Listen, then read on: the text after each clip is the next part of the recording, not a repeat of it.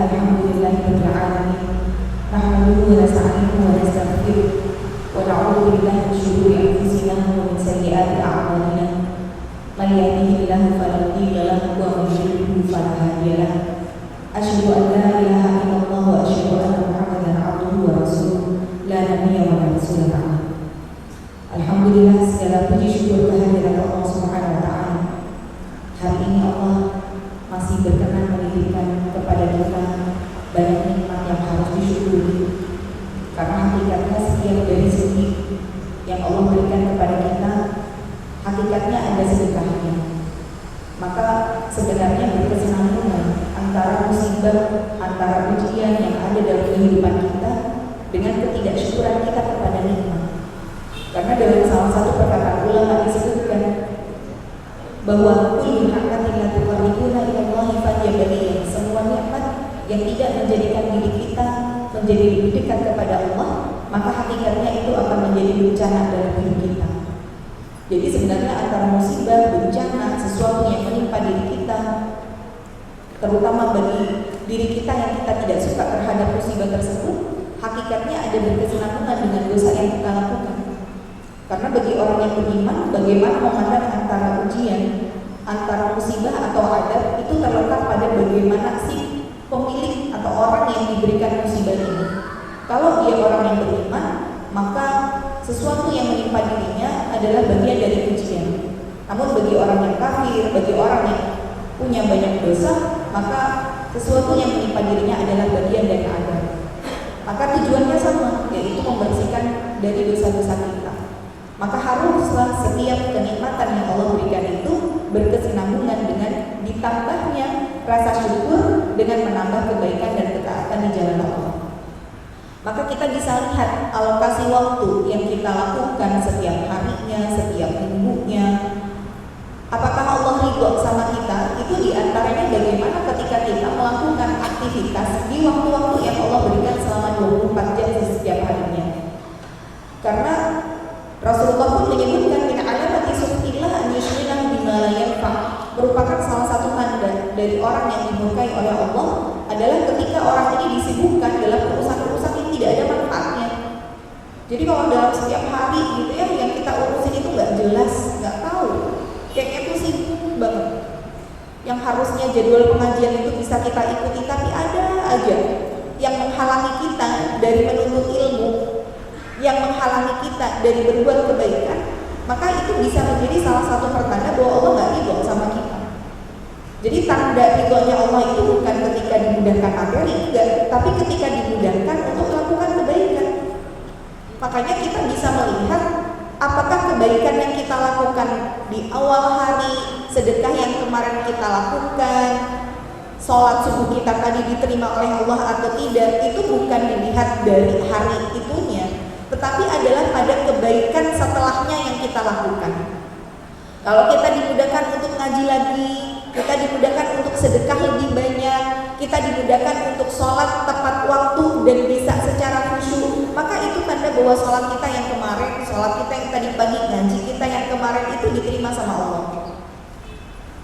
Makanya salah satu keberkahan itu, salah satu hadiah yang besar dari Allah adalah luzumul istiqomah. Kita bisa diberikan keistiqomahan dalam melakukan kebaikan dan ketaatan. Itu adalah salah satu nikmat yang paling besar yang Allah berikan dalam diri kita.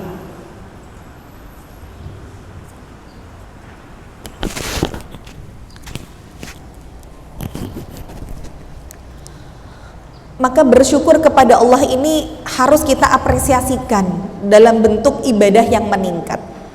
Maka hadirnya kita hari ini mudah-mudahan ini sebagai pertanda rasa syukur kita. Sudah Allah berikan sehat, sudah Allah kasih waktu luang, sudah Allah kasih kemudahan untuk bisa melangkahkan kaki ke sini. Karena hakikatnya hadir kita di majelis hari ini bukan karena hebatnya kita, bukan karena tebalnya iman kita, tapi karena hebatnya Allah dalam menolong kita. Karena hakikatnya kita kalau nggak ditolong sama Allah ya nggak akan bisa ngapa-ngapain. Kita bangun tidur sekedar membuka mata saja, kalau nggak ditolong sama Allah nggak mampu kok. Apa yang bisa kita sombongkan dari diri kita kalau begitu? Yang sekarang kita duduk mau berdiri kalau nggak ditolong sama Allah toh berdirinya nggak akan bisa dia berjalan dengan sempurna. Maka untuk beribadah pun kita harus minta tolong. Jangan merasa bahwa kita bisa melakukannya sendiri. Hebatnya Allah dalam menolong kita hari ini, akhirnya Allah bisa memberikan kepada kita sedekahnya. Karena salah satu bentuk sedekahnya Allah ketika seorang hamba dimudahkan dalam melakukan kebaikan. Maka setelah kita meminta untuk diberikan hidayah, jangan lupa untuk diberikan keistiqomahan. Jangan lupa pula untuk minta didekatkan dengan orang-orang solih. Maka Rasulullah selevel Rasul saja, salah satu doa yang beliau panjatkan adalah Allahumma inni as'aluka hubbaka. Ya Allah, sesungguhnya aku memohon kepadamu cintamu. Yang pertama kali kita minta itu cintanya Allah. Karena Allah itu kalau sudah cinta, salah satu tanda cinta Allah itu kepada seorang hamba adalah ketika hamba tersebut diampuni dosa-dosanya. Karena kalau Allah sudah cinta, dosa seorang hamba sebanyak apapun akan diampuni. Itu salah satu bukti cinta. Jadi bukan dimudahkan dari segi dunia, bukan yang rezekinya dilapangkan, bukan yang badannya disehatkan terus, enggak, tapi ketika Allah mengampuni dosa-dosanya. Maka yang kita cari pertama dalam hidup itu adalah ridhonya Allah, cintanya Allah. Karena kita beramal solih aja nggak cukup buat masuk surga. Kita itu masuk surga bukan dengan amal solih kita. Nggak akan bisa amal solih kita yang begitu sedikit buat beli tiket surga yang begitu mahal. Nggak akan pernah bisa kebeli tiketnya. Amalan kita terbatas. Usia kita hanya 60-70 tahun kata Rasulullah. Kita mau melakukan kebaikan, godaannya banyak. Kita mau ngaji, ada aja halangannya. Yang datang tamu lah, yang belum beres rumahnya lah, ada aja halangannya. Kita mau sedekah, oh udah nyiapin uang buat nanti sedekah, ternyata ketika sampai sini, waduh, lah kok tadi uangnya di atas meja lupa nggak kebawa, kayak ini bawanya uang yang besar misalkan. Mosok sing tak cemplongke 1.000 misalkan ya, ini kan godaan juga gitu loh. Jadi kita mau sedekah saja, korin kita, jin yang senantiasa mendampingi kita aja nggak suka. Gimana caranya membuat kita lupa, membuat kita nggak jadi melakukan kebaikan, walaupun kita nggak jadi maksiat, tapi akhirnya dihalangi dari melakukan kebaikan. Kita mau ngaji pakainya smartphone misalkan, buka aplikasi Quran di HP, baru dapat 2 ayat 3 ayat ada WA masuk, alah tak balesi WA mumpung wonge online. Nah tuh, jadi akhirnya aplikasi Qurannya ditutup, ganti balesi WA. Jadi kita mau beramal solih yang banyak, yang mau kita banggain buat masuk surga itu amal yang mana? Kalau amal kita aja banyak terkontaminasinya, amal kita aja nggak seluruhnya sempurna. Sholat kita yang 4 rakaat yakin itu diterima 100%. Lawang seringkali kita lupa kok berapa jumlah rakaat kepada saat sholat. Ini rakaat keberapa ya, saya tak eling-eling. Ketiga pokok 4, iki atahiyat akhir pojok kurang siji misalkan. 2 rakaat saja yang kita lakukan, ada aja itu pikiran kita yang terlintas. Oh yo, engkau ngaji jam 8, subuh itu. Oh habis subuh aku ngekrongke sego, aku iki masak ini wes jam 7:30 rampung mangkat. Nah itu terpikir itu di sholat subuh.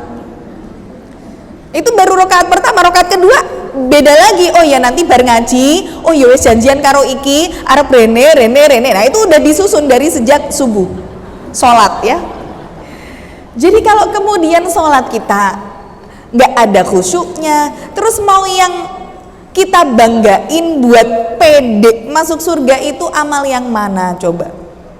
Nggak ada yang bisa kita harapkan dari amal kita untuk nebus indahnya surga. Maka hakikatnya kita itu masuk surga karena rahmatnya Allah, karena kasih sayangnya Allah. Dan kasih sayangnya Allah inilah yang kita cari. Kalau hari ini kita masih berpikir secara transaksional sama Allah, ya Allah, aku tadi udah sholat fajar, berarti kan aku udah numpuk pahala dunia saisinya. Terus nanti aku sholat syuruk, pahalanya haji dan umroh dengan sempurna. Terus nanti sholat duha, itu cukup 72 persendian kita sedekahnya dengan 2 rakaat sholat duha. Terus ngaji, terus hitung-hitungan sama Allah. Ketika kemudian nanti kita ada masalah, kalau kita itu ketika beramal sholih hanya mengharapkan balasan dari Allah saja, maksudnya dari segi balasan dunia, ketika ada masalah nuntut sama Allah, ya Allah, kenapa sih aku terus yang diuji? Padahal aku tuh udah sholat, aku udah puasa, aku udah ngaji, aku udah nutup aurat. Kenapa kok malah temanku yang nggak pernah sholat, nggak pernah datang ke majelis ilmu, yang nggak pernah sedekah, sholatnya bolong-bolong, kenapa kok hidupnya enak? Nah, itu karena kita merasa bahwa kita beramal soleh itu transaksional sama Allah. Kalau kita beramal ibadah, masih niatnya seperti itu, boleh sebenarnya. Boleh kita itu ketika puasa misalkan Senin Kamis, karena memang di hari Senin dan Kamis itu diangkatnya buku catatan amal manusia, sehingga Rasulullah ingin ketika diangkat buku catatan amalnya dalam kondisi berpuasa. Kita pingin ketika diangkat ini kita dalam kondisi baik. Boleh kita niat melakukan amal ibadah berharapnya pahala, boleh, tapi itu levelnya level pemikiran anak SD sebenarnya. Kenapa? Kalau aku dapat ini, kalau aku gini, aku dapatnya ini. Kalau Allah ngasih aku begini, aku baru mau begini. Aku melakukan ini biar Allah ngasih aku ini. Nah, itu level pemikiran anak SD. Level pemahaman ilmu agama yang masih basic, yang masih dasar. Kayak anak SD, ketika dia pengen sesuatu dari orang tuanya ngasih syarat dulu, kamu belajar dulu yang rajin, biar ranking 1, nanti kamu dikasih sepeda baru misalkan. Maka dia rajin belajar biar dapat sepeda baru. Apa bedanya coba sama kita ketika kita beramal kemudian meniatkan biar numpuk pahala yang banyak dari Allah, padahal kita nggak bisa masuk surga dengan pahala kita, dengan kasih sayang Allah. Maka cari segala sesuatu yang bisa mendatangkan kasih sayangnya Allah. Berharap hanya di sisi Allah saja. Boleh berharap pahala, tapi berharap pahala hanya di sisi Allah saja. Nggak usah kemudian kita hitung-hitungan. Dan ini yang berat, karena memang amal soleh kita itu dituntut untuk ikhlasnya. Dan ikhlas itu adalah pekerjaan hati yang harus kita rutinkan, pelajari, paksakan sampai dengan akhir hayat. Kita itu kalau nggak ikhlas, ya perjalanan kehidupan amal soleh kita ya pasti berat. Bagaimana kita sebagai seorang istri di rumah harus menyiapkan segala sesuatu dengan memiliki aktivitas lain. Kadang suami tidak sesuai dengan harapan kita. Banyak orang yang kemudian akhirnya, ngapain aku taat sama suami, lawang suamiku aja bentuk aneh koyok ngono. Nek dhek soleh, aku yo taat. Dhek ora soleh kok, ngopo aku ndak taat. Nah ini loh kadang, bahwa sebenarnya kan kepada suami itu taatnya selama dia tidak memerintahkan kita untuk maksiat, kan kita wajib taat. Dan di situ Allah tidak menggarisbesarkan bahwa suaminya harus soleh untuk kita taati. Dan itu berat memang, apalagi kalau ibu nih istrinya, ibu ngaji, suaminya belum ngaji, udah perjalanannya berat. Menyatukan visi misi, kita sudah paham ilmu suami belum misalkan. Maka terkadang para istri ini, saya sering dapat curhatan dari para jamaah, suami saya tidak mengizinkan saya untuk berangkat ngaji, saya nggak boleh hadir di majelis ilmu. Maka coba kita pikir, kenapa kok nggak boleh hadir di majelis ilmu? Karena bisa jadi ilmu itu belum bisa merubah si istri ini untuk menjadi istri yang lebih baik untuk suaminya. Banyak istri yang ketika ngaji merasa bahwa dirinya lebih pintar ilmu agama, sehingga ketika di rumah nggak mau taat karena alasan aku lebih mudeng loh dalam masalah ini daripada suami. Padahal harusnya ilmu itu ketika diterima oleh hati yang bersih itu akan merubah dari pemilik hati itu. Yang tadinya malamnya tidur jadi bangun, yang tadinya kasar jadi lembut, yang tadinya mungkin gerusa-gerusu jadi lebih tenang gitu ya. Harusnya ilmu itu bisa merubah. Sekarang kalau orang ngaji kemana-mana tapi tidak ada perubahan dari segi akhlaknya, ya buat apa memang? Ilmunya nggak akan jadi barokah dalam hidupnya. Jadi harusnya ketika kita ngaji itu yang pertama kali mendapatkan manfaat dari ilmu kita adalah keluarga kita, suami kita, itu yang pertama. Bagaimana kita ngomongnya jadi lebih santun, bagaimana kalau dipandang jadi menyenangkan, bagaimana kalau di rumah suaminya jadi betah, ibaratnya begitu. Bukan malah sebaliknya, karena merasa istrinya lebih tinggi ilmunya, akhirnya kalau di rumah debat terus sama suami. Alah, jenengan ra ngaji yuk mas, ya ra mudeng, ini yang bener. Dia merasa bahwa suaminya tidak seperti yang dia pelajari di kajian ilmu, bahwa suami yang soleh begini, suami yang sempurna. Ya suami kita adalah suami akhir zaman kok. Kita bukan Khadijah, suami kita juga bukan Rasulullah, sehingga kehidupan sempurna itu tidak akan pernah ada. Makanya harus dilandasi apa-apa ikhlas dulu karena Allah. Bagaimana kita melakukan amal solih itu ihtisab, kita berburu pahala, walaupun kadang balasan yang kita dapatkan itu tidak sesuai dengan apa yang kita inginkan. Aku udah begini, kenapa kok aku dapatnya begini? Itu kita masih level anak SD pemahamannya, transaksional. Maka kalau kita paham ilmunya, kita praktekkan, bismillah. Kalau kita niatnya baik, caranya benar, ilmu itu barokah, bisa merubah diri kita, insya Allah keberkahan yang ada dalam hidup kita. Maka hari ini, setelah kita di bulan lalu membahas, ternyata malaikat maut itu ketika mencabut nyawa seseorang tidak serta-merta mencabut, tetapi Allah memberikan delegasi-delegasi. Allah memberikan sinyal-sinyal. Sebelum kematian itu datang kepada kita, Allah itu sebenarnya tidak ada yang memberikan kematian mendadak, nggak ada. Kita sebagai manusia kadang, ya Allah kok cepet banget ya, nggak ada dulu tanda-tanda sebelumnya. Sebenarnya tanda-tanda itu sudah Allah berikan, cuma kita yang nggak ngeh, kita yang nggak mudeng kalau itu sinyal dari Allah bahwa telah datang kematian kita. Dan tidak ada yang tahu kematian secara detail kapannya, even meskipun itu 40 hari sebelumnya. Karena saya banyak dengar kabar kalau orang yang mau meninggal itu 40 hari sebelumnya udah tahu kalau dia mau meninggal. Banyak mesti dapat redaksi begitu. Oh berarti 40 hari sebelumnya itu dia udah ngerasa ya kalau mau mati ya. Pantesan kemarin itu bilangnya kok aku mau pulang aja. Oh Benen pulang itu maksudnya pulang ke penciptanya. Loh nggak ada yang dia tahu kalau dia mau pulang ke penciptanya. Ya Allah nyesel kemarin bilangnya pengen makan soto kok yora tak turuti. Coba ngerti toh nek hari ini meninggal dia ingin mbok tak tuh kok soto sak jimbeng misalkan ya. Ibu itu kalau orang tahu mati hari ini nggak akan kemarin minta soto, nggak akan. Dia tahu mati besok kok nggak kepikiran untuk makan, kepikirannya adalah untuk ibadah ya. Jadi tidak ada 40 hari sebelum kematian tanda-tanda itu nggak ada. Tapi Allah itu sudah memberikan delegasi, sinyal-sinyal, atau kalau di dalam Al-Quran disebut idja'akumun nadhir, nama delegasi itu, atau kita sebut nadir gitu ya, pemberi peringatan. Di antara nadir itu yang kemarin kita bahas diantaranya adalah usia 40 tahun.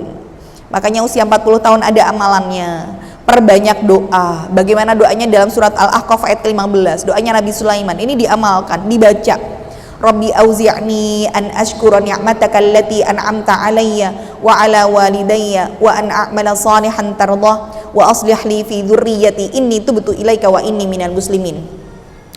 Ini doa yang sangat bagus karena diantaranya adalah bagaimana memerintahkan kita untuk bersyukur, memperbanyak doa untuk keturunan, kemudian bagaimana di usia 40 tahun itu dianjurkan banyak bertaubat. Maka pembahasan kita hari ini adalah tentang saat manusia tidak mengenal sesamanya dan anjuran bertaubat di halaman 103 kalau ada bukunya ya, di halaman 103.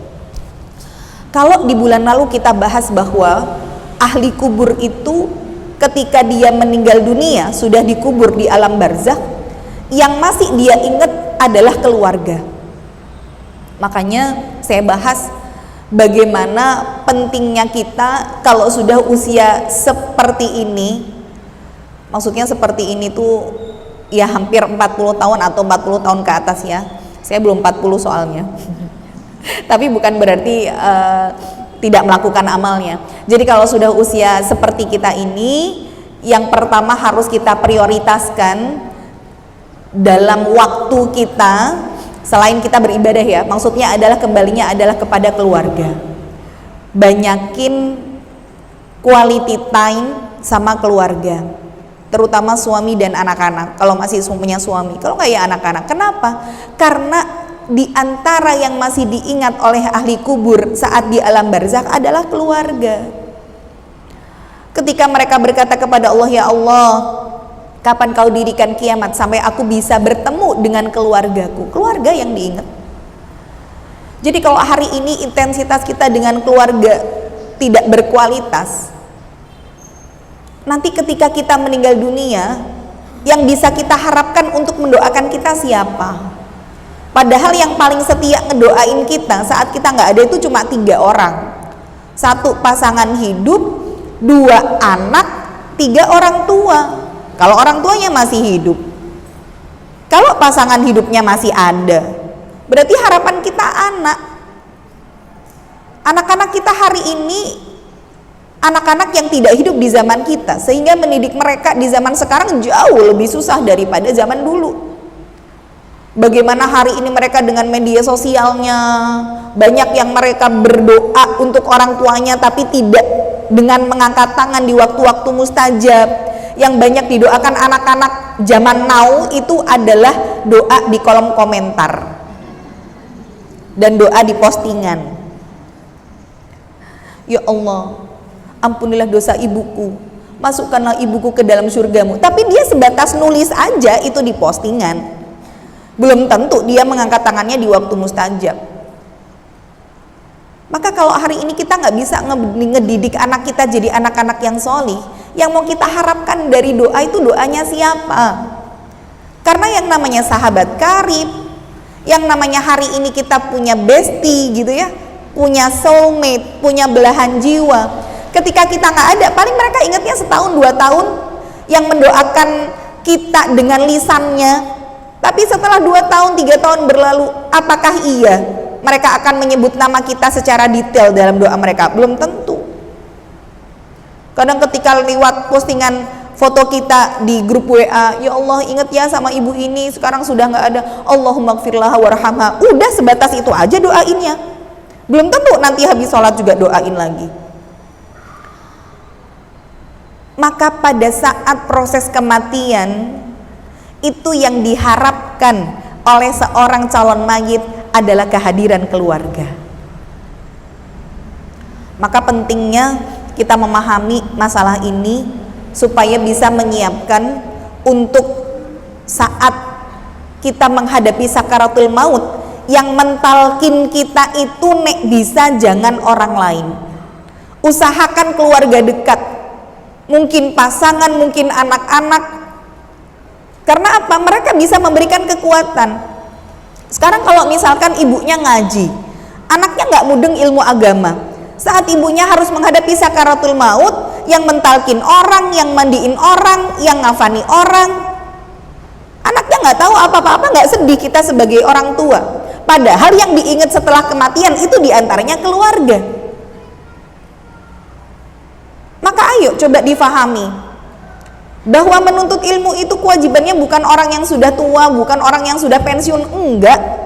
Nek bisa adainlah kajian khusus keluarga, biar suaminya paham, anak-anaknya paham. Ibu bilang sama anak-anak, terutama yang perempuan, Dok, nanti kalau ibu dalam kondisi sakaratul maut, tolong ya Dok, kamu yang nalkin ibu. Ibu ndak mau ditalkin orang lain, maunya kamu. Bagaimana yang memandikan bukan orang lain semuanya, tapi ibu pengen kamu ada di antara salah satunya. Nyesek orang tua kalau kemudian meninggal, anaknya pada jauh, saat dikuburkan anaknya belum pada datang, yang ngurusi mulai dari di rumah sakit sampai meninggal, sampai nguburin orang lain. Ya Allah, karena punya anak yang tidak solih, yang paling rugi bukan anaknya, tapi kita sebagai orang tua. Padahal yang namanya anak-anak yang tidak solih ini bukan hanya segi faktor lingkungan saja yang membuat mereka jadi tidak solih, tapi diantaranya adalah faktor dari ketidaksolihan orang tuanya. Perhatikan dalam surat Al-Kahfi ketika di situ Nabi Musa dan Nabi Khidir menolong seorang anak yatim. Kemudian ketika Nabi Musa bertanya, kenapa kok kedua anak ini ditolong? Maka beliau mengatakan, wa kana abuhuma sholiha. Karena kedua orang tuanya itu dulu adalah orang tua yang solih. Padahal ditafsirkan oleh para ulama, orang tua yang solih ini adalah kakek ketujuh. Bayangin loh, kakek kita ketujuh solih, kita generasi ketujuh itu masih dijaga. Berarti ketidaksolihan kita bukan hanya berdampak pada diri kita, bukan hanya berdampak pada pasangan hidup kita, tapi juga bagaimana kepada anak keturunan kita.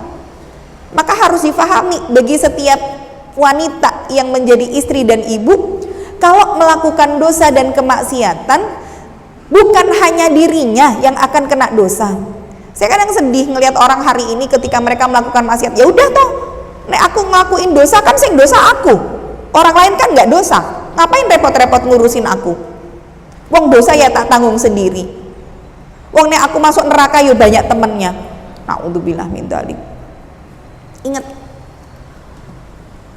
ketika kita melakukan dosa dan kemaksiatan, itu bisa berimbas pada orang-orang yang ada di sekitar kita. Maka ini coba dijadikan sebagai sarana muhasabah, introspeksi diri.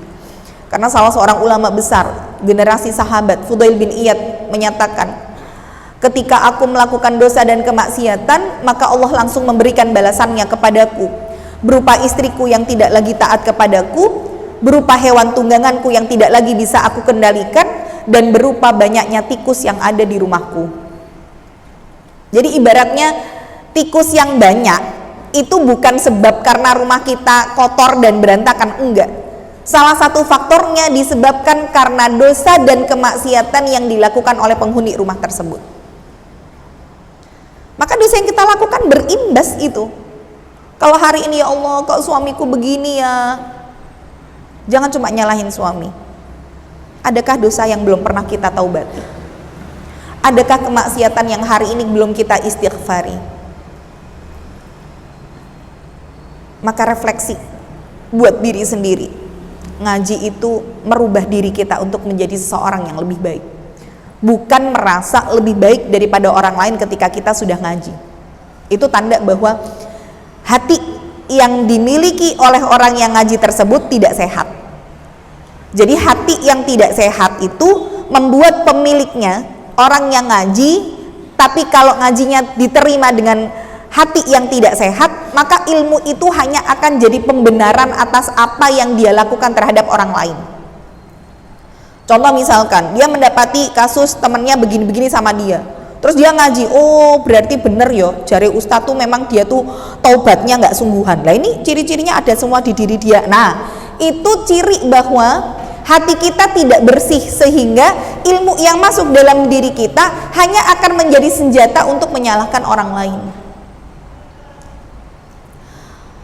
Maka saat kita dalam kondisi sakaratul maut, di bab bulan lalu kita jelaskan, kondisinya adalah seseorang atau calon mayit itu, pertama ada malaikat maut yang duduk di atas ubun-ubun kepalanya, yang pertama.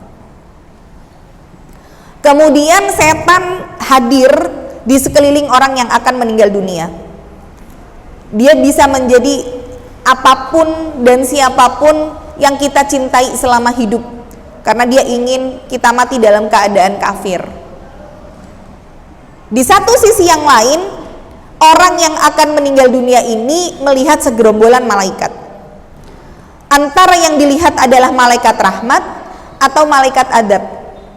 Kalau malaikat rahmat, bagaimana rupa malaikat adab? Salah satunya malaikat adab itu kan namanya Zabaniyah, sanada'uz Zabaniyah. Disebutkan dalam hadis, malaikat Zabaniyah itu bentuknya, dia badannya tinggi besar. Kalau saking besarnya, kalau ada orang yang naik kuda dengan kecepatan yang maksimal, berjalan kuda tersebut dari ujung lehernya malaikat Zabaniyah, dan melakukan perjalanan selama 100 tahun, itu belum sanggup untuk sampai ke punggungnya. Kebayang nggak? Itu malaikat Zabaniyah yang disebutkan di dalam hadis bahwa lebar punggungnya aja, kalau kita naik kuda tercepat mulai dari ujung leher itu 100 tahun perjalanan ngebut pakai kuda yang paling cepat nggak akan bisa sanggup melewati punggungnya. Maka saat kondisi ini yang dilihat oleh calon mayit memang menyeramkan kalau malaikatnya adalah malaikat adab. Maka dalam kondisi sakaratul maut, saat itulah manusia sudah tidak mengenal sesamanya. Maka ketika diajak ngomong sudah nggak bisa, dipanggil-panggil sudah nggak nyaut, ya berarti saat itulah dia melihat malaikat maut. Apakah malaikat rahmat atau malaikat adab? Karena kalau malaikat rahmat itu yang dia bawa adalah 2 barang dari surga. Yang pertama kain kafan, yang kedua adalah minyak wangi dari surga. Ketika nyawa itu sudah di kerongkongan, kemudian dicabut, prosesnya berubah menjadi nazak, maka malaikat ini, malaikat rahmat, mengkafani ruh orang yang beriman tersebut, kemudian dibawa naik ke atas. Ini yang kemarin kita bahas. Jadi kalau yang meninggal adalah orang yang bermaksiat atau orang yang kafir, maka yang dia lihat adalah malaikat adab dengan membawa 2 barang. Yang pertama kain kafan dari neraka, yang kedua adalah cambuk dari neraka.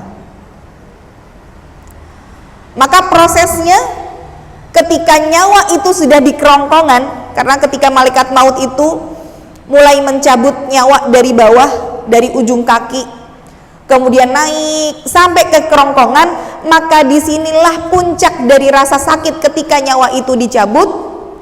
Dan di saat itulah taubat manusia tidak akan pernah diterima oleh Allah. Jadi saat kondisi sakaratul maut itu orang sudah nggak ingat sesamanya. Makanya di antara yang bisa memberi kekuatan tadi, yang mentalkin adalah keluarga terdekat. Dicari keluarga yang kira-kira hatinya tetap. Karena jangan sampai mentalkin ini dengan cara menangis, nggak boleh. Itu akan memberatkan perjalanan si calon mayit. Jadi kalau mentalkin, dulu kita sudah belajar bagaimana posisinya si calon mayit ini, kepalanya ada di kiblat atau badannya di kiblat. Boleh kepala, boleh badan. Kemudian yang mentalkin ini dari telinga sebelah kanan diucapkan dengan kalimat yang pelan. Maksudnya pelan itu intonasinya ya, bukan suaranya pelan. Intonasinya lambat. Dan tidak boleh mengganti kalimat lain selain la ilaha illallah. Tidak boleh kemudian kita mentalkin karena merasa la ilaha illallah kepanjangan, diganti aja pakai Allah biar lebih gampang, nggak boleh. Jadi tetap harus dengan kalimat tahlil. Maka dibisikkan di telinga kanannya la ilaha illallah. Berhenti sejenak. Lanjut lagi, la ilaha illallah, terus begitu sampai detik kematiannya datang. Kalaupun kita tidak mendengar ucapan tahlil dalam lisannya, nggak masalah. Yang penting hatinya berusaha untuk mengucapkan itu meskipun di lisannya tidak terdengar oleh telinga kita. Tugas kita ngebimbing saja. Maka saat nyawa sudah di sini, disitulah orang kalau mau bertobat sudah nggak akan diterima. Maka Rasulullah sampaikan, innallaha yaqbalu taubatal abdi ma lam yugharghir. Sesungguhnya Allah itu menerima taubat seorang hamba selama belum terdengar dengkur kematiannya. Maksudnya belum terdengar dia kematian atau menjelang kematiannya. Makanya Fir'aun itu ketika dia di detik-detik kematiannya bertaubat, dia mengatakan amantu bi rabbi Musa. Saat kemudian air laut itu mengenai dirinya, dia mengatakan amantu bi rabbi Musa, aku beriman kepada Rabbnya Musa, aku beriman kepada Rabbnya Musa. Allah tidak menerima taubatnya. Sempat bertobat, sempat, tapi saat nyawa sudah di tenggorokan, sudah di kerongkongan. Maka an-nadhir yang kemarin kita bahas sebenarnya semua itu sudah sampai kepada kita. Bagaimana usia 40 tahun? Bagaimana mungkin di antara kita sudah mulai timbul uban? Itu an-nadhir itu. Bagaimana kemudian Allah sudah mulai mencabut vitalitas kita. Kalau minum manis sedikit, bawaannya kebelet pipis terus misalkan, itu an-nadhir itu. Ketika duduk di bawah, dari bersila, bentar lagi cari selonjoran, itu an-nadhir. Kalau sholat ya tadinya bisa berdiri sempurna, nanti kalau ruku dan sujud sudah pakai kursi, itu an-nadhir. Makan empeng baru dapat 3 butir, sikile kumat, itu an-nadhir. Kena panas dikit jadi pusing, itu an-nadhir. Jadi nadhir kita itu sebenarnya sudah Allah berikan dengan jumlah yang banyak. Cuma kadang kita nggak ngerasa kalau itu an-nadhir. Maka kalau sudah usianya bertambah, saya kemarin bahas sedikit ya, bahwa sudahlah kurang-kurangi keinginan terhadap duniawi, kurang-kurangilah perayaan-perayaan yang nggak penting, selamat milad lah, kemudian kita tiup lilin lah, ya kalau umurnya 60 tahun lilinnya masih bisa 60 lah, kalau kayak Nabi Nuh 1650 piye saya ngarep nyebul. Maksudnya Allah itu memberikan kepada kita peringatan di usia bukan untuk kita merasa bahwa wah hari ini ulang tahun, enggak, justru membuat kita harusnya berpikir mendekat hari kita dengan kematian, harusnya itu. Terus apa yang kita banggakan? Terus apa yang membuat kita happy di momen ulang tahun kita? Kalau itu pertanda bahwa sebentar lagi kita makin deket sama mati, kan gitu. Maka mumpung masih ada waktu, ini tuh betul ilaika wa ini minal muslimin, bertaubat kepada Allah. Karena juga rahasia di balik usia 40 tahun itu, kalau kita punya kebiasaan baik tidak berhenti di usia 40, kebiasaan baik itu akan menjadi kebiasaan yang akan kita bawa sampai mati. Begitu juga kalau ada orang punya kebiasaan buruk nggak berhenti di usia 40 tahun, itu akan jadi watak dan karakter dalam hidupnya, sehingga Allah wafatkan dia dalam keadaan kebiasaan buruk tersebut. Padahal ketika seseorang melakukan dosa dan maksiat, salah satu bentuk kasih sayangnya Allah itu sattar. Allah itu menutup aib. Jadi kalau hari ini aib kita itu masih ditutup sama Allah, bersyukur. Allah ngasih kita kesempatan buat balik ke Allah. Karena kalau kemudian kita berbuat kemaksiatan dan kita tidak kembali kepada Allah, maka saternya Allah itu akan dibuka, tirainya akan disingkap. Maka hati-hati buat orang yang hari ini sukanya ngulitin permasalahan-permasalahan orang, aibnya orang dicari satu persatu. Sabda Rasulullah, Allah akan bongkar aibnya dia meskipun aib itu berada di dalam rumahnya. Tapi kalau Allah sudah menutup aib kita, ini ditutup, jangan kemudian kita umbar, jangan terus merasa bangga. Ya alhamdulillah sekarang aku hijrah, wah zaman dulu aku belum hijrah, playgirl no aku. Wah, ngapain bangga sama dosa coba? Bapakmu itu dulu selingkuhannya ibu loh. Ibu dulu waktu bersamaan ada pacar 5. Ngapain bangga? Jangan sesekali membuka dosa di masa lalu kita, padahal Allah sudah menutup rapat dosa tersebut. Maka Allah itu ketika kita melakukan dosa, bentuk kasih sayangnya ditutup. Kalau lama-lama kita tidak mau bertobat, ini tirainya disingkap. Makanya kalau ngelihat ada kasus ini viral misalkan, videonya tersebar, itu bukan kali pertama dia melakukan kemaksiatan. Kemaksiatan itu sudah berulang kali dia lakukan, sehingga Allah cabut tirai yang menutupi itu. Tapi kalau dia tidak mau bertaubat setelah tirainya dicabut sama Allah, maka Allah wafatkan dia dalam keadaan su'ul khatimah. Karena dosa dan maksiat itu sudah jadi candu dalam kehidupannya. Jadi kalau ngelihat ada berita, kemarin ada berita seorang bapak-bapak pegawai negeri gitu ya, dia tewas di kamar kos-kosan lagi dikrikiti tikus, jadi mayatnya itu udah digigitin tikus. Ternyata setelah berzina dengan PSK-nya kabur, bapaknya mati, digigitin tikus, baru ditemukan setelah beberapa hari. Kalau kita melihat ada kasus seperti ini, maka dosa yang dilakukan oleh orang ini bukan yang pertama kali. Gak mungkin kalau pertama itu Allah langsung matikan dalam keadaan buruk, enggak. Tapi dosa itu sudah menjadi kebiasaan dan candu bagi dirinya, sehingga Allah wafatkan dalam keadaan su'ul khotimah. Maka tadi, kalau kita punya kebiasaan buruk dan kita sudah di usia 40 tahun, memang untuk merubahnya butuh tenaga ekstra. Tapi nggak apa-apa dipaksakan.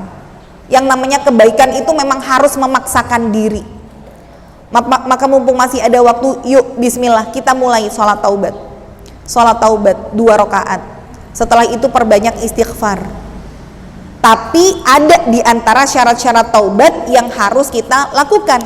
Maka di sini disebutkan bahwa yang namanya bertaubat itu ada kemudian syaratnya. Di halaman 105 disebutkan syarat bertaubat itu ada 4. Yang pertama adalah penyesalan sepenuh hati. Jadi betul-betul ketika kita bertaubat itu nyesel betul. Salah satu ciri orang yang diterima taubatnya oleh Allah adalah ada peningkatan di amal solihnya. Jadi kalau kita sekedar saat sholat nangis habis gitu podo wae, nah itu tanda bahwa tobat kita nggak diterima. Ada orang yang ketika bermaksiat diingatkan, dia beristighfar, astagfirullah, astagfirullah, astagfirullah, tapi habis itu ngulangi lagi. Maka Imam Hasan Al-Basri sampai menyebutkan sebenarnya istighfar kita itu masih membutuhkan istighfar.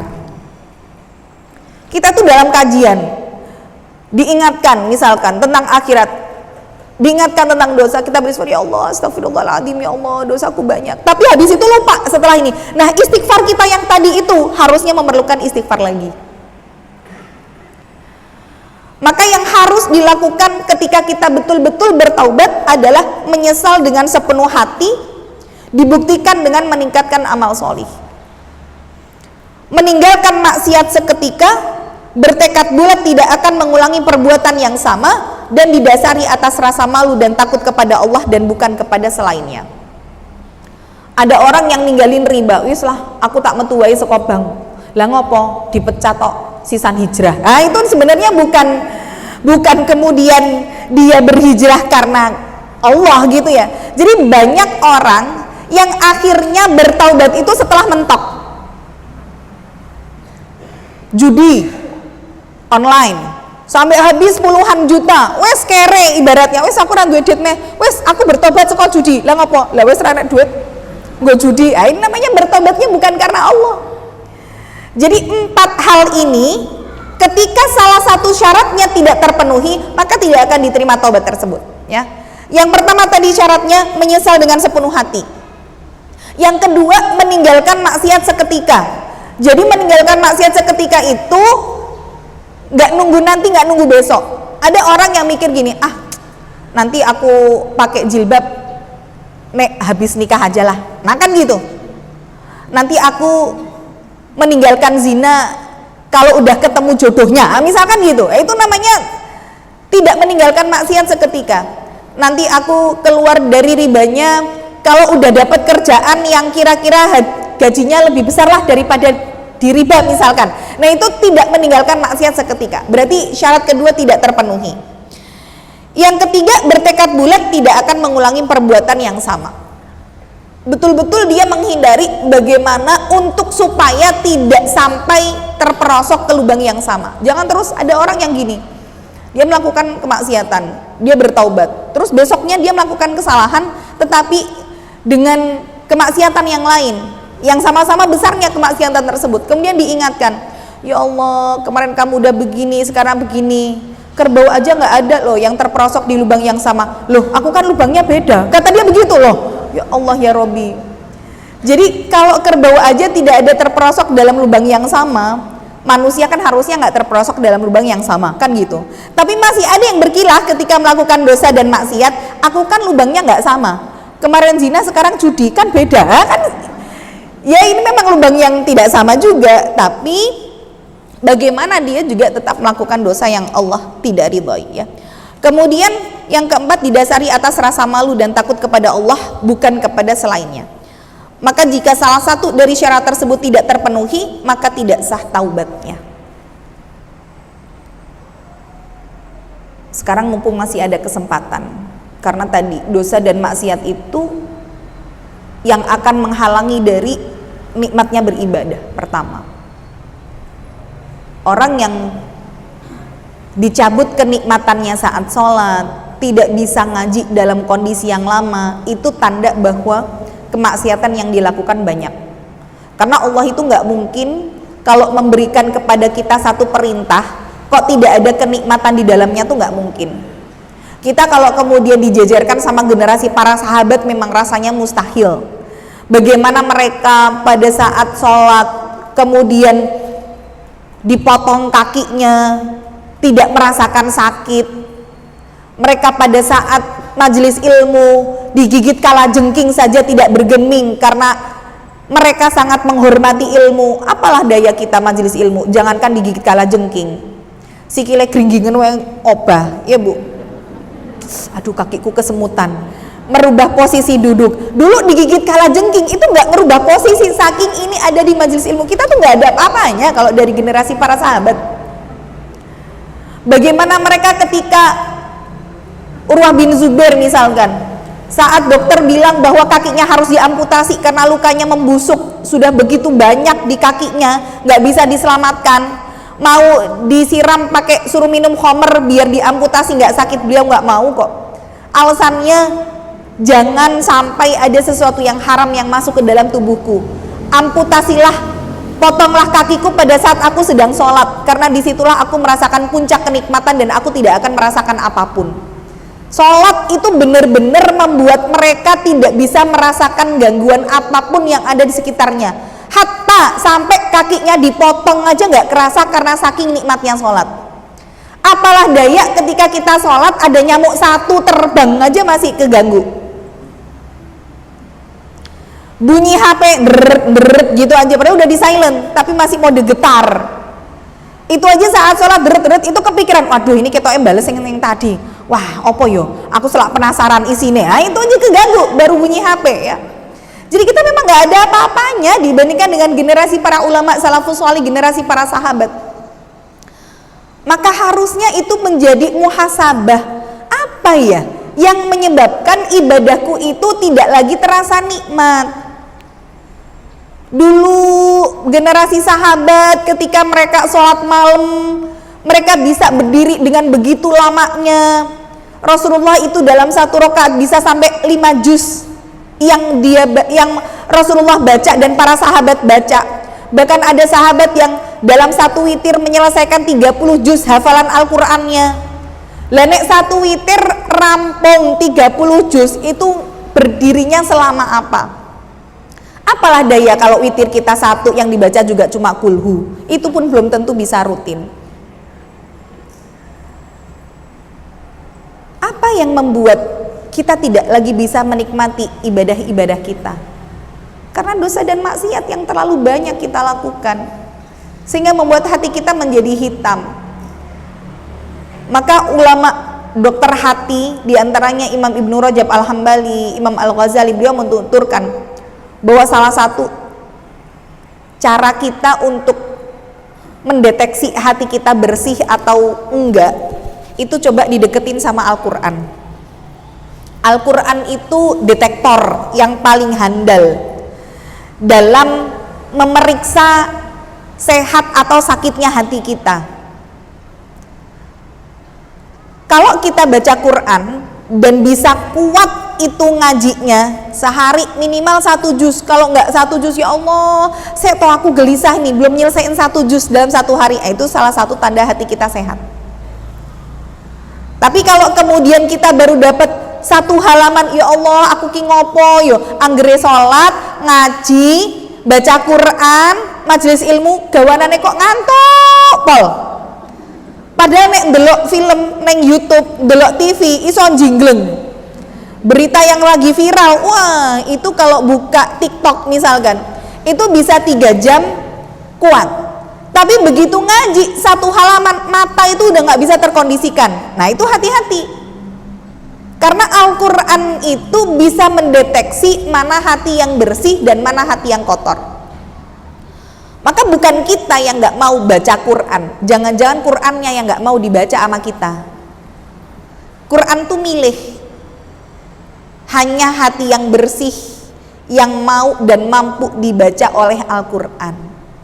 Maka kalau setiap hari belum tentu kita bisa membaca Al-Quran, dipertanyakan, sehitam apa hati kita sampai kita tidak mampu untuk membaca ayat-ayatnya. Maka sekali lagi, yang namanya amal ibadah harus dipaksakan. Itu salah satu bukti ketika kita bertaubat sama Allah, karena itu nanti imbasnya bisa macam-macam. Ada kemudian yang tanya sama saya, salah satu jamaah, misalkan sudah lama mungkin belum punya keturunan kah, atau mungkin dia sudah usia cukup belum nikah, atau mungkin ada gangguan dari segi sakit di fisiknya. Saya sarankan untuk ruqyah, coba ruqyah secara mandiri, karena bisa jadi itu faktor gangguan dari jin. Kemudian saya sudah ruqyah tapi nggak ngefek. Nah, salah satu yang bisa membuat ruqyah tidak efek juga adalah dosa dan kemaksiatan, karena terhalang. Al-Quran tadi menghalangi proses kesembuhan ketika si pemilik hati yang membaca Al-Quran itu banyak dosa dan maksiat. Maka kalau kita ngeruqyah misalkan, sama ustadz ini kok bisa berhasil ya, sama ustadz ini kok enggak, itu juga bisa faktor dari kesolihan dari peruqyahnya juga. Hati manusia itu berpotensi apakah berasar, berpengaruh pada Al-Quran yang dibaca atau tidak, itu bisa ya. Maka kita belajar lagi tentang bagaimana tata cara taubat. Insya Allah di bulan depan kita bahas bagaimana arti taubat menurut Ali bin Abi Thalib. Di halaman 106 disebutkan, Ali menjawab, taubat adalah kata yang mempunyai 6 arti. Yang pertama, taubat atas dosa-dosa yang telah lalu adalah menyesal. Taubat atas melakukan kewajiban-kewajiban secara serampangan adalah mengulang. Taubat atas mengambil barang orang lain secara zalim adalah mengembalikannya kepada pemiliknya. Jadi ini nanti jenis-jenis taubat, insya Allah saya detailkan di bulan depan. Artinya kalau kemudian kita itu berbuat kesalahannya bukan sama Allah ya, tapi berkaitannya dengan makhluk, berkaitan dengan haknya manusia, maka tidak bisa serta-merta kita hanya bertobat kepada Allah tanpa memberikan apa yang menjadi haknya makhluk tersebut. Jadi kalau misalkan kita pernah berbuat zalim sama orang, maka cara bertaubat yang pertama justru mengembalikan apa yang sesuatu yang pernah dizalimi itu. Termasuk 2 dosa yang Allah berikan adabnya di dunia sebelum nanti Allah berikan adabnya di akhirat, itu 2 dosa. 1, uququl walidain, durhaka kepada kedua orang tua. 2, berbuat zalim terhadap sesama. Jadi kalau dalam kehidupan kita tuh kok kayaknya ketula-tula terus, kayaknya kok ketipu orang terus, ada masalah terus, itu bisa kita jadikan sebagai sarana muhasabah. Pernahkah kita nyakiti hati orang tua? Itu yang pertama. Dan ini dipegang justru sama orang non-muslim. Orang-orang Chinese itu ketika mereka bisa sukses dalam kehidupan dunianya, rata-rata ketika ditanya apa sih rahasia sukses mereka, berbuat baik kepada orang tua, terutama ibu. Ternyata itu. Tapi mereka hanya paham konteks bahwa kalau memuliakan ibu, memuliakan orang tua, pasti Tuhan akan memuliakan di dunia. Tapi konsep itu bagi kita yang muslim harusnya bisa lebih besar, bahwa Allah itu memberikan balasan bukan cuma dunia, tapi akhirat pun Allah berikan. Karena di antara pintu-pintu surga yang jumlahnya ada 8 itu, yang paling indah pintu surga itu letaknya di tengah. Lewat jalur apa? Birrul walidain. Maka kita kalau jadi istri sekarang, memang birrul walidainnya berubah dari orang tua kepada suami. Tapi bagi seorang istri yang mendukung, memotivasi suaminya untuk bisa taat kepada orang tuanya, terutama ibunya, maka Allah akan berikan dia ganti anak-anak yang berbakti kepada dirinya sebagaimana dia mendukung suaminya untuk berbakti kepada kedua orang tuanya. Maka kalau jadi istri itu nggak usah iri sama mertua. Ibu yang seneng aneh ditukok kayak bojone ra tau. Hati-hati ya istri nih, ya Allah, surga neraka kita itu deket banget kalau jadi istri itu. Ya di rumah, ya di suami. Bagaimana kemudian Rasulullah sabdakan ketika Isra Mi'raj, banyak penghuni neraka adalah wanita, di annahunna yakfurna bil ashir, karena wanita itu banyak kufur terhadap suaminya, tidak menghargai, kurang berterima kasih kepada suaminya. Suaminya punya kesalahan satu diingat terus sepanjang hidup. Ketika bulan ini mungkin nafkahnya belum sempurna karena banyak urusan, saiki ki apa-apa larang, nggak ini gur sakmene sedenggo apa, nah terus begitu ya, tiap bulan no minus terus, nah terus begitu. Jadi istri itu masuk nerakanya di antara yang bisa menyeret dirinya adalah karena lisan, karena kufur terhadap kebaikan yang diberikan oleh suaminya. Apalagi kalau sudah membandingkan dengan mertua. Maka tadi ajak motivasi suami kita untuk bisa birrul walidain kepada orang tuanya, karena gantinya Bu, Allah akan berikan anak keturunan kita yang taat kepada kita sebagaimana kita mendukung suami kita untuk birrul walidain kepada orang tuanya. Pintu surga yang paling indah, birrul walidain. Maka orang yang ketika dia durhaka kepada kedua orang tuanya, sebelum nanti diadab di akhirat, Allah berikan adab itu juga di dunia. Yang kedua apa? Orang yang berbuat zalim terhadap sesama. Maka kalau kaitannya dengan makhluk, kita pernah menzalimi gitu ya, kita kembalikan dulu apa yang menjadi haknya. Jangan sampai kemudian orang ini mengangkat tangan, ya Allah, aku ridho terhadap apa yang dia lakukan di dunia, tapi besok di akhirat tak tagih. Ya, itu walaupun kita sebagai orang yang dizalimi boleh mengangkat tangan, meminta sama Allah begitu boleh gitu ya. Tapi sebenarnya orang yang memaafkan itu jauh lebih mulia karena Allah sebutkan wa man afa wa aslaha fa ajruhu 'ala Allah.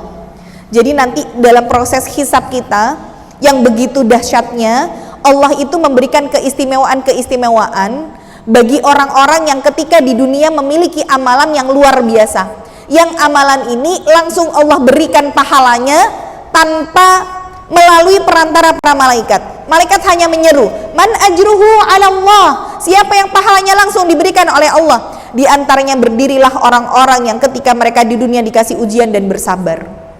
Maka sabar nanti nggak ada batasnya. Sabar itu nanti ulama membagi menjadi 3. Ada sabar dalam ketaatan, sabar dalam meninggalkan maksiat, sabar dalam musibah. Ternyata dari ketiga ini, sabar dalam taat, sabar dalam menghadapi musibah, sama sabar dalam meninggalkan maksiat, yang paling besar pahalanya di sisi Allah yang mana? Justru sabar dalam taat. Sabar dalam musibah itu menempati ujian yang pahalanya paling kecil. Kenapa? Karena kalau orang dikasih musibah, pilihannya cuma 2, sabar apa nggak sabar. Tapi ketika dia nggak sabar pun nggak akan berubah apa yang Allah berikan kepada dirinya. Kita jam 11 malam dikabarin ibu kita meninggal kecelakaan misalkan.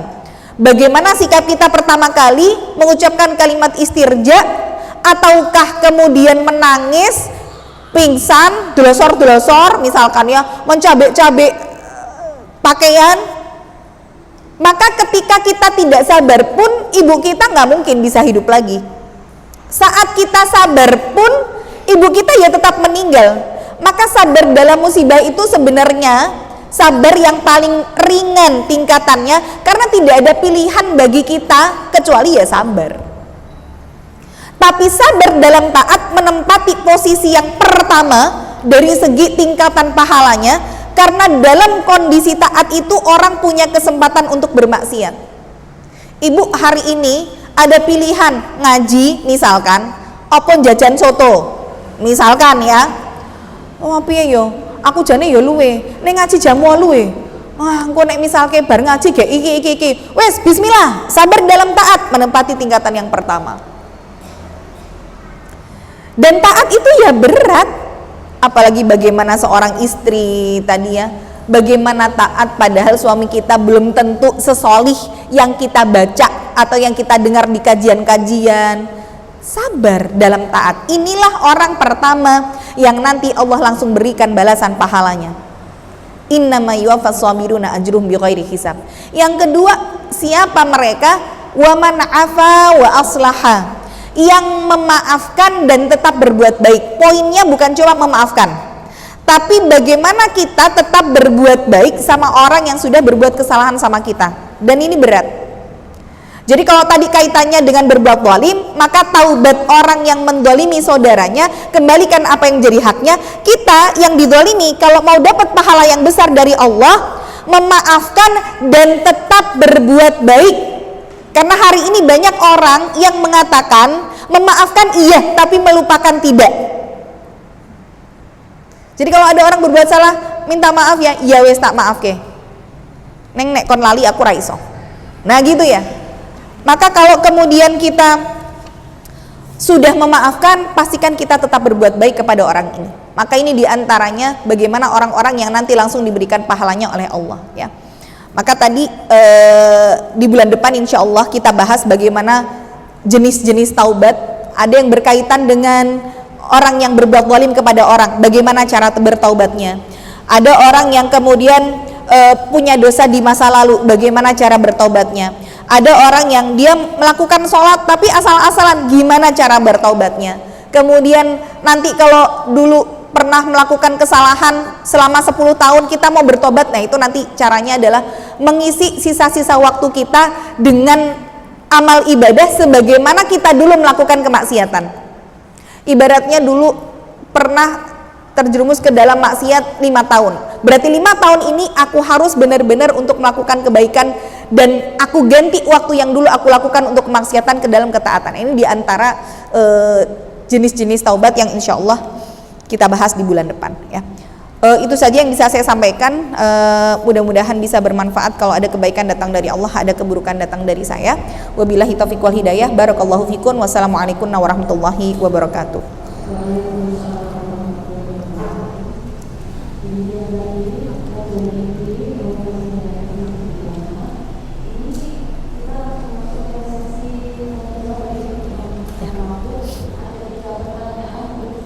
Iya.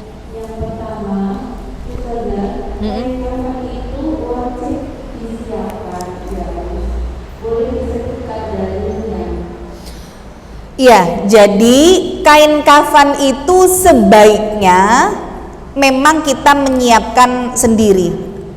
Kalau dikatakan wajib, berarti kalau kita nggak nyiapin dan pakai kain kafan dari orang, hukumnya jadi haram kan gitu. Kalau mengatakan wajib, tapi bukan hukumnya wajib, melainkan disunnahkan untuk menyiapkan kain kafan bagi diri sendiri.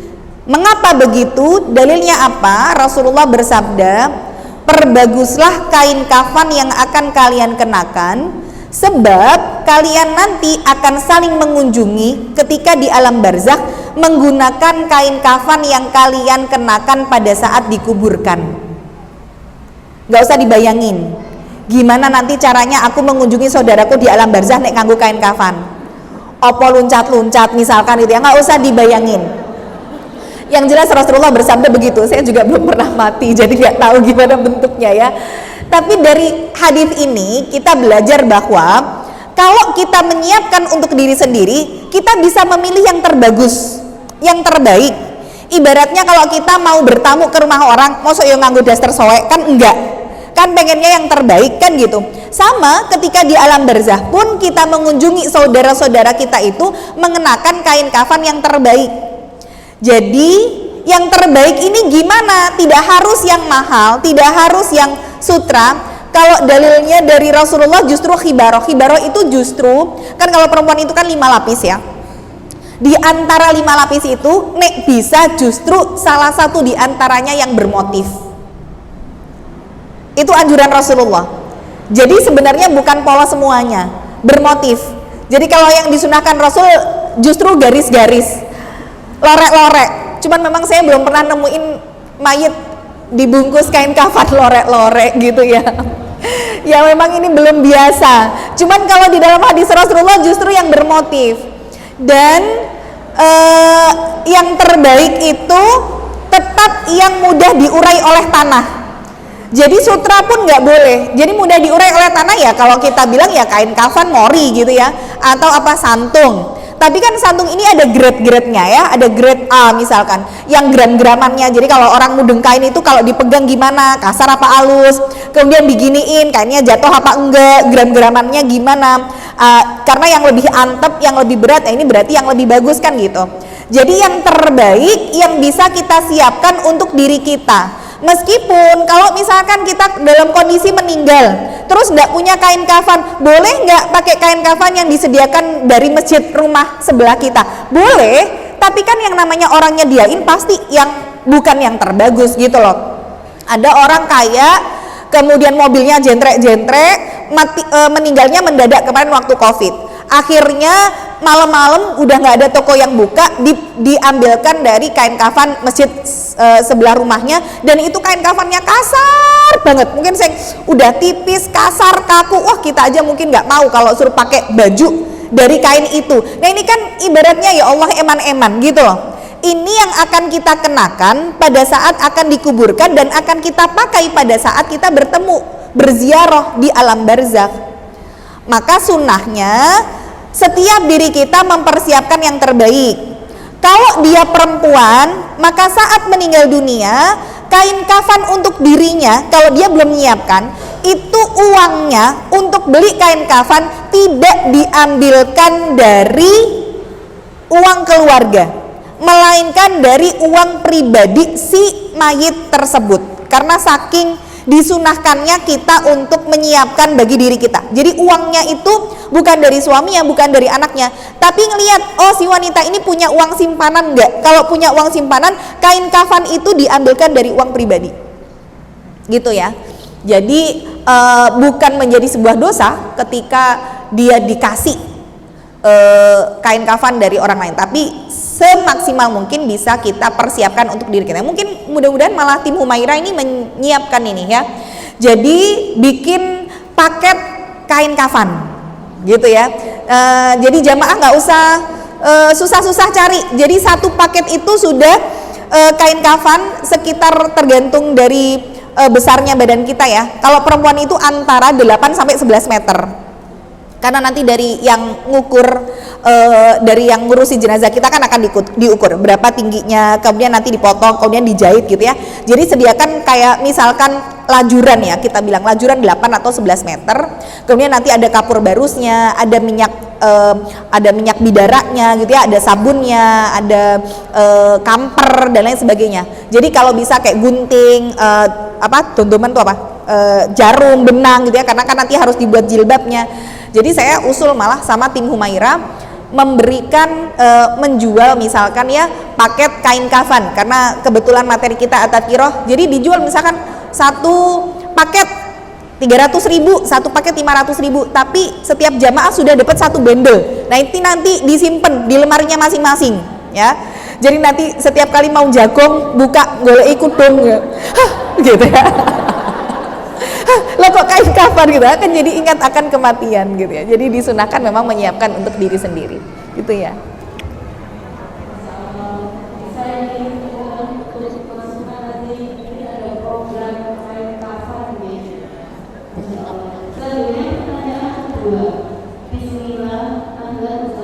Ahlan.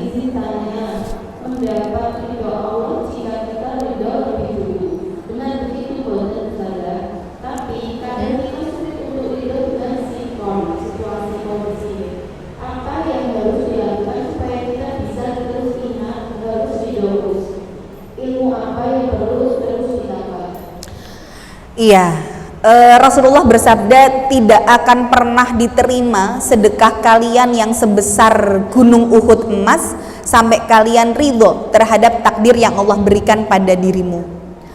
Artinya, amalan hati itu jauh lebih besar pahalanya dibandingkan amalan dari segi zahir.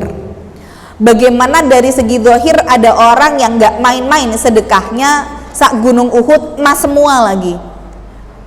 Tapi ketika Allah berikan kepada dia musibah, terus dia menggugat Allah, kenapa sih ya Allah, aku tuh udah sedekah banyak banget loh, lebih banyak daripada orang-orang, kenapa kok aku dikasih ujian seperti ini? Maka ketidakridhoan dia pada takdir itu membuat amalan dia yang sedekah sebesar gunung Uhud emas tidak diterima oleh Allah. Dan memang ridho ini adalah amal yang terus kita berusaha untuk pupuk sampai dengan akhir hayat, karena setiap diri kita kan ada korinnya ya, atau ada jin pendamping. Dialah yang terus memberikan was-was ke dalam diri kita untuk tidak ikhlas, tidak ridho terhadap takdirnya Allah. Maka bagaimana caranya untuk ridho? Dekatkan diri terus kepada Allah, perbanyak istighfar, perbanyak taubat, berkumpul dengan orang-orang solih. Karena nanti di antara salah satu kenikmatan ahli surga, jadi nanti saat di surga itu orang-orang penduduk surga itu ternyata ada yang mereka ingat dari kejadian-kejadian dunia. Nanti insya Allah saya bahas di bulan depan. Jadi di antara yang diingat penduduk surga ketika masih di dunia adalah ketika mereka dikasih ujian sama Allah. Oh iya ya Allah, aku dulu ketika di dunia dikasih ujian seperti ini dan aku bersabar. Maka mereka mengucapkan alhamdulillahilladzi adhaba 'annal hazan. Segala puji bagi Allah yang telah menghilangkan kesedihan itu dariku. Kemudian di antara yang diingat penduduk surga dari momentum ketika di dunia adalah saat di dunia mereka punya teman-teman dan teman-temannya ini ngajak dia ke dalam kemaksiatan. Dia ingat, oh aku dulu si ini tuh pernah dulu bilang sama aku begini pas aku begini misalkan. Itu akan menjadi momentum yang dia ingat ketika sudah menjadi penduduk surga. Makanya sabar dalam taat tadi berat. Maka ketika kita pengen jadi orang yang bisa ridho terhadap takdirnya Allah, perbanyak dari teman-teman yang solihah. Karena ketika kita punya teman-teman yang solihah, paling tidak kita bisa memotivasi diri untuk jadi lebih baik. Maka kalau sudah hijrah itu jangan sendirian. Hijrah itu harus cari komunitas. Karena kalau hijrahnya sendiri itu berat perjalanannya. Maka kadang lingkungan kita itulah yang justru akan menjerumuskan kita. Yang bikin kita nggak ikhlas, bikin kita nggak ridho, bikin kita kepengen dunia itu kan rata-rata karena lingkungan. Lingkungannya adalah orang yang hedon, orangnya sukanya misalkan ya apa-apa dikit posting lagi OOTD misalkan ya, OOTD outfit of the day gitu ya, posting terus pakai baju apa, tas apa, PO apa. Kalau komunitas kita orang-orang yang hedon, ya nggak akan bisa kita ridho terhadap takdirnya Allah, karena selalu membayangkan dan membandingkan hidup kita sama orang lain. Penak yo uripe dadi kuwi, aku lho wis ngene-ngene kok yo angel men rezekine tuh. Maka perbanyak lingkungan komunitas teman-teman yang solih, hadiri kajian ilmu, karena di majelis ilmu inilah Allah ghasyiyatuhumur rahmah, Allah curah-curahkan rahmat. Karena tadi kita bisa berkasih sayang, bisa dilapangkan hatinya, bisa bersabar adalah karena salah satu dari rahmatnya Allah. Maka berdoa sama Allah dengan doa yang diajarkan Rasul, Allahumma inni as'aluka hubbaka, ya Allah sesungguhnya aku memohon kepadamu cintamu. Yang kedua apa? Wa hubba man yuhibbuka, dan cinta orang yang mencintaimu. Wa hubba amalin yuqarribuni ila hubbika, dan cinta kepada amal yang bisa mendekatkan aku kepada cintamu. Doa ini dibaca supaya kita bisa mendapat cintanya Allah, ridhonya Allah, dipertemukan dengan orang-orang yang juga cinta sama Allah, diberikan rasa cinta untuk melakukan amal yang dicintai oleh Allah. Gitu ya.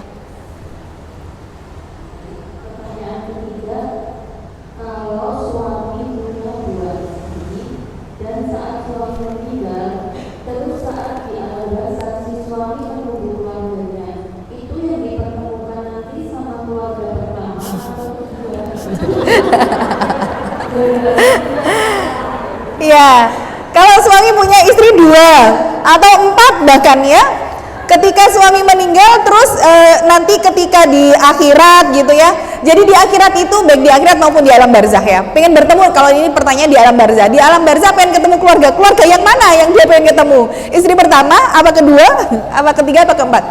Jadi pertama di akhirat tidak ada yang jomblo, nah itu dicatat ya, di akhirat itu nggak ada yang single, semuanya berpasangan. Yang hari ini jomblo belum nikah, nanti di akhirat jangan khawatir, Allah berikan pasangannya ya.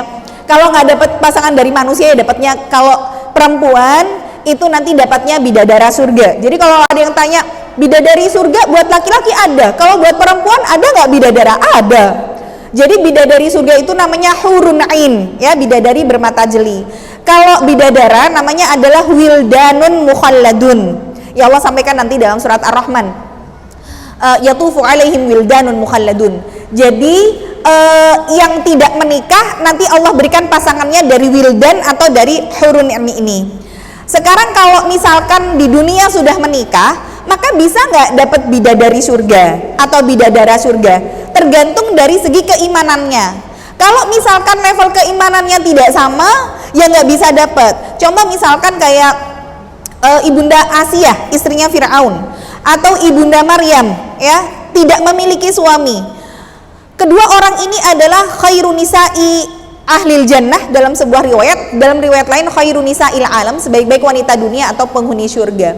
Tapi tidak ada satupun dari bidadara surga yang sanggup menandingi keimanannya. Maka nggak pantas kalau disandingkan dengan bidadara surga. Padahal tidak ada yang jomblo di akhirat.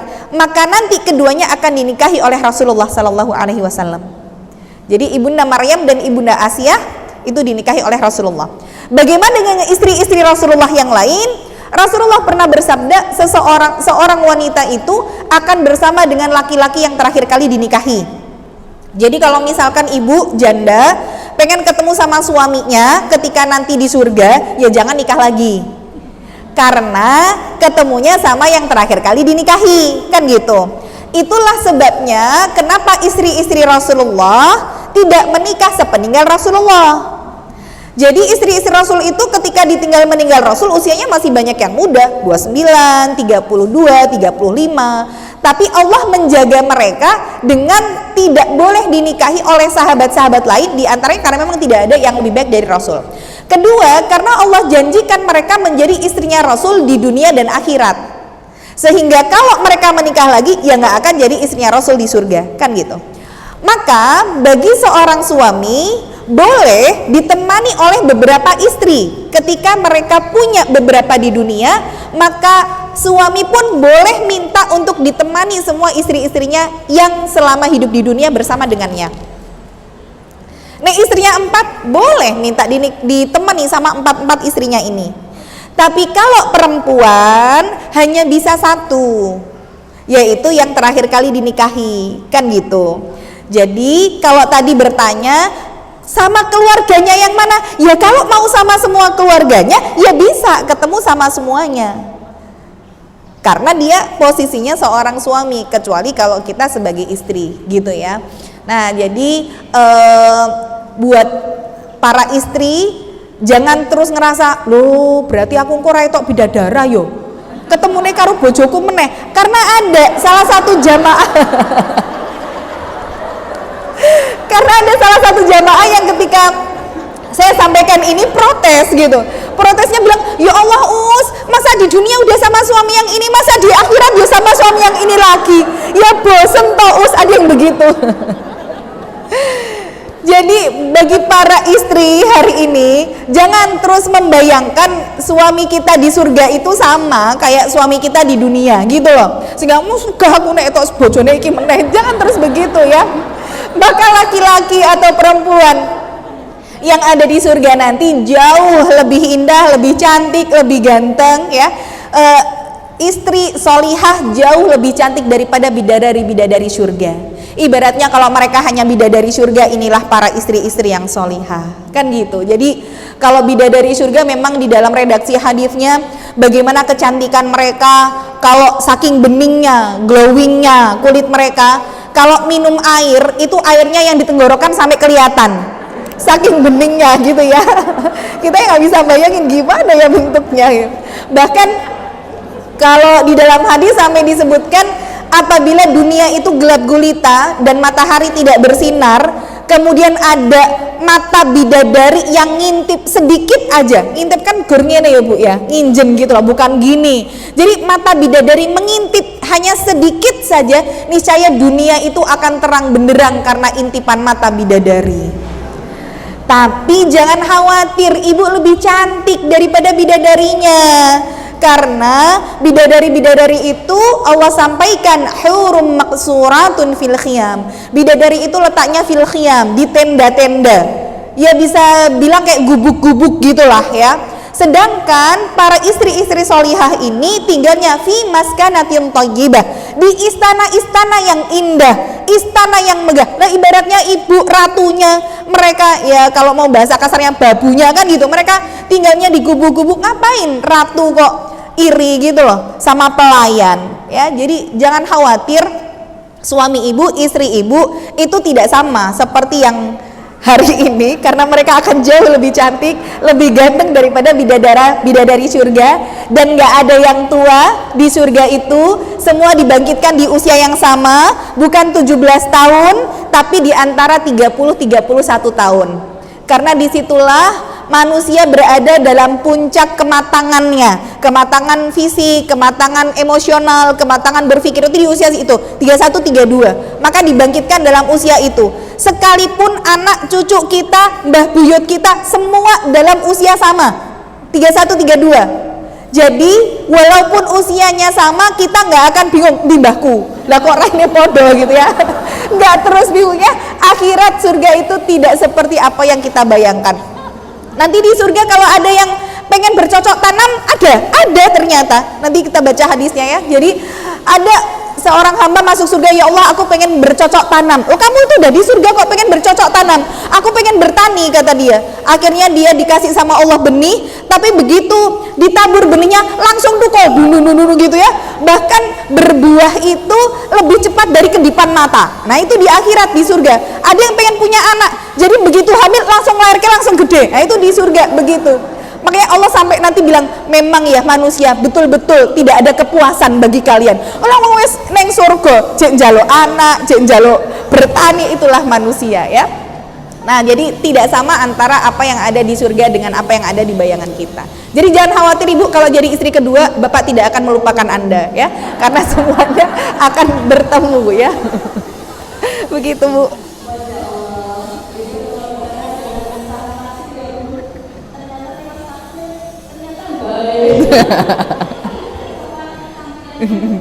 Assalamualaikum. Iya boleh.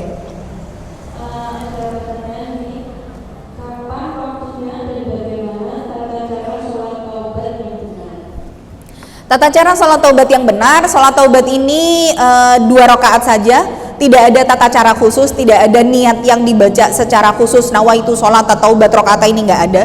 Semua niat hanya ada di dalam hati, tidak perlu dilafatkan dengan lisan. Kemudian setelah taubat perbanyak saja istighfar, dan bagaimana waktunya, selama tidak di waktu-waktu yang terlarang untuk melaksanakan sholat sunnah diperbolehkan. Misalkan jangan di ba'da subuh sampai matahari terbit, jangan di saat matahari meninggi di atas kepala kita, dan jangan pada saat antara ba'da asar sampai menjelang maghrib ya, karena itu di antara 2 tanduk setan. Jadi nek bisa mau sholat taubat di waktu duha atau waktu tahajud, itu yang paling aman, karena itu waktu yang dibolehkan untuk melaksanakan sholat sunnah. Walaupun di waktu-waktu terlarang untuk melaksanakan sholat ini tidak terbatas pada 2 sholat, yaitu sholat tahiyatul masjid sama sholat setelah wudhu. Ini nggak ada batas waktunya. Artinya misalkan di jam 5:30 ibu dari luar, misalkan mau hadir di kajian jam 6 pagi misalkan, masuk masjid langsung sholat tahiyatul masjid boleh, walaupun itu di antara waktu terlarang, karena sholat tahiyatul masjid dan sholat 2 rakaat setelah wudhu adalah sholat yang memiliki sebab, jadi tidak mengapa dikerjakan di waktu apapun. Tapi kalau sholat taubat, sholat hajat, dia tidak boleh dilakukan di waktu-waktu yang memang terlarang untuk sholat sunnah gitu ya. Waalaikumsalam warahmatullahi.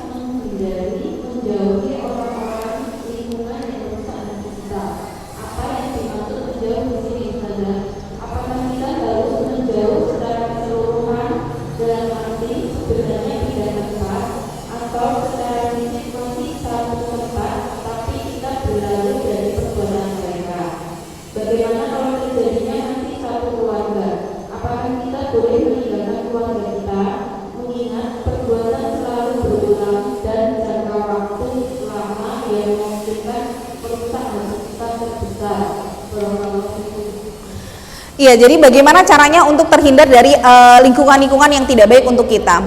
Hakikatnya seorang mukmin dengan mukmin lainnya itu seperti magnet. Dia akan saling tarik menarik ketika kita memiliki keimanan yang sama. Artinya kita itu kalau sekarang sudah hijrah, pasti hati itu akan tidak nyaman ketika berada di lingkungan yang di situ orang belum hijrah. Dan nanti sebenarnya Allah akan pertemukan kita juga dengan orang-orang yang hijrah. Jadi hati kita itu kayak magnet. Siapa yang selevel imannya sama kita, dia akan mendekat. Tapi kalau misalkan tidak sama imannya, dia akan menjauh. Dan memang Allah akan menjauhkan kita dari circle pertemanan yang tidak baik. Jadi bukan berarti kita menjauh dalam arti kata memutus tali silaturahim, tetapi mengurangi intensitas dan aktivitas untuk bertemu dan berkomunikasi, bermuamalah dengan orang-orang yang ya kalau bahasa sekarang tuh toksik gitu ya, yang membuat hati kita menjadi sakit. Tapi tetap perintah Allah adalah bermuamalah dengan mereka dengan muamalah yang baik. Hanya saja tidak boleh dan tidak perlu yang terlalu dalam muamalahnya.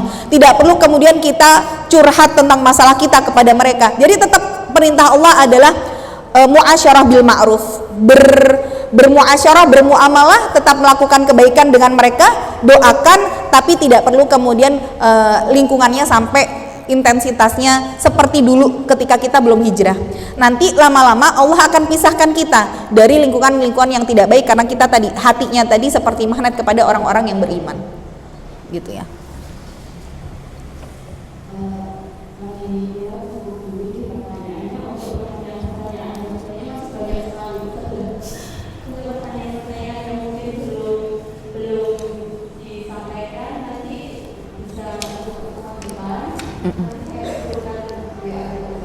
Iya. Ini tadi alhamdulillah usulan dari PPRI sudah langsung ditampung, diterima, dan insya Allah kita realisasikan untuk PO Umairah over PO Airaman. Jadi Satu paket ya, alhamdulillah. PO untuk harga nanti bisa info ke pabrik nanti. Ya. Alhamdulillah, semoga ada semangatnya kita ya.